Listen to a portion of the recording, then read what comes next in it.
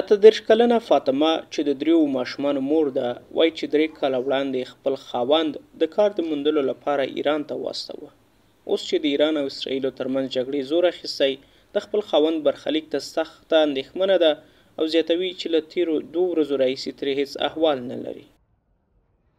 امروز اول که در ایران جنگ شد بر من زنگ زد گفت که بسیار وضعیت خراب است، گفت نمیتونم تا که ما احوال نداده میتونه چی نکنین. بسیار دیگه زنگ زدم برش، اخسی تلفنهاش گل است، اینترنتش گل است، تماس میگیرم، بسیار نگران هستم.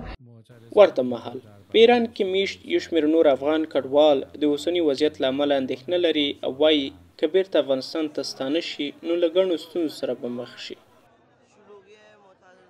حمله اسرائیل بالای ایران نگرانی های ما مهاجرین افغان را 2 برابر ساخت. ما مهاجرین افغانستان از افغانستان به ایران پناه آوردیم.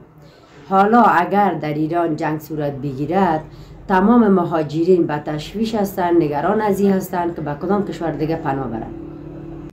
د اسرائیلو له وروستیو بریدونو وروسته لسګونه افغان کورنۍ په ځانګړې توګه په تهران کې میشت افغانان اړ شوي چې خپل کورونه پرېږدي.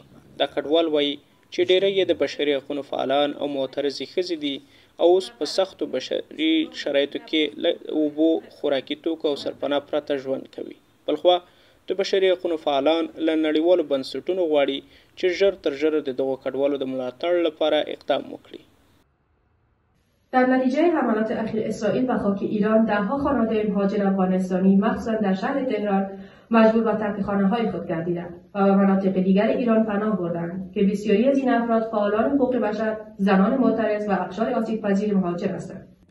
د اسرائیل او ایران ترمنځ د جګړې زور اخیستو نه یوازې د افغان کډوالو اندېښنې زیاتې کړي بلکې له اقتصادي پلوه یې هم پر افغانستان اغیز کړی دی.